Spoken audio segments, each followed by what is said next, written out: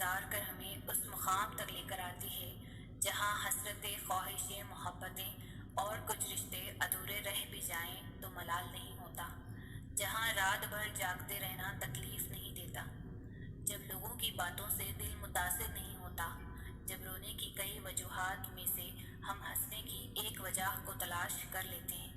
اور مسکراتے رہتے ہیں۔ شاید یہ ہمارے ضبط کا آخری مقام ہوتا ہے، ہماری آزمائش کا آخری پہلو ہوتا ہے، کیونکہ پھر دل اللہ کی محبت سے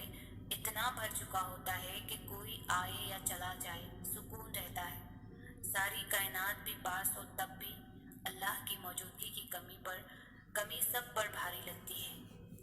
جب اللہ کی قربت کو انسان پہچان لیتا ہے اور مصلحتوں سے گلے شکوے نہیں رہتے، پھر انسان تھکتا نہیں، نہ ہی راستوں میں رکتا ہے، پھر تو بس چلتا جاتا ہے، چلتا ہی جاتا ہے، اتنا چلتا ہے کہ اللہ تک پہنچ جاتا ہے۔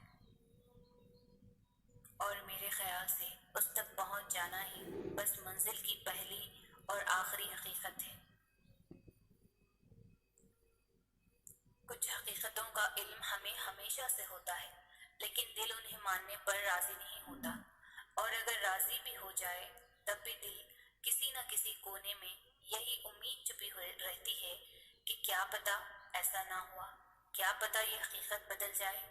کیا پتہ یہ جھوٹ ہو۔ ہماری یہی حرکت ہمیں نہ جانے کتنی دیر تک بے سکون رکھتی ہے۔ زخم تبھی بڑھتے ہیں جب ہم آزمائش کو تسلیم کر لیتے ہیں، اور آگے بڑھنے کی ہمت تبھی آتی ہے جب ہم حقیقت کو مان لیتے ہیں اور اللہ کی رضا کو قبول کر لیتے ہیں، اس یقین کے ساتھ کہ اسی میں ہماری بہتری ہے، یہی ہمارے لیے بہترین تھا۔ آسان کچھ بھی نہیں ہوتا، ہر چیز مشکل ہوتی ہے، لیکن روز روز کے رونے سے بہتر ہے کہ ایک ہی دفعہ جی بھر کر رو لیا جائے اور خدا کی مصلحت پر آمین کہہ لیا جائے، کیونکہ اس کے سوا کوئی چارہ بھی تو نہیں ہوتا، ورنہ انسان عمر بھر تڑپتا رہتا اور شکوہ خدا سے کرتا رہتا۔ یوں وہ اپنے اوپر بھی ظلم کرتا ہے اور خدا کے انتخابات کی بھی توہین کرتا ہے۔ کچھ بھی اللہ کی رضا کے بغیر نہیں ہو سکتا، یہاں تک کہ دعا کے لیے بھی انسان تب ہاتھ اٹھاتا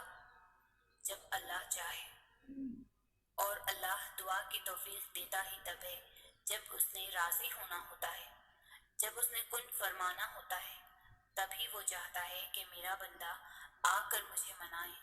اور میں اس کی ہر مانگی ہوئی دعا پر راضی ہو جاؤں۔ اور اس سے بڑی خوش قسمتی اور کیا ہو سکتی ہے کہ وہ خود ہمارا انتخاب کرتا ہے، ورنہ ہمارے ارد گرد کتنے ہی ایسے لوگ ہیں جو مایوس ہو کر دعا مانگنا ہی چھوڑ دیتے ہیں۔ ایسے لوگوں کو پھر وہ توفیق بھی نہیں دیتا جو اس کی نعمتوں کا شکر ادا نہیں کرتے اور اس کے فیصلوں پر صبر نہیں کرتے۔ آپ تو خوش قسمت ہیں کہ آپ میں اب بھی دعا کی تڑپ ہے، اور اسی تڑپ سے آپ وہ سب حاصل کر لیں گے جس کے لیے آپ کا دل ترستا ہے، کیونکہ وہ مانگنے والوں کو خالی ہاتھ نہیں لوٹاتا۔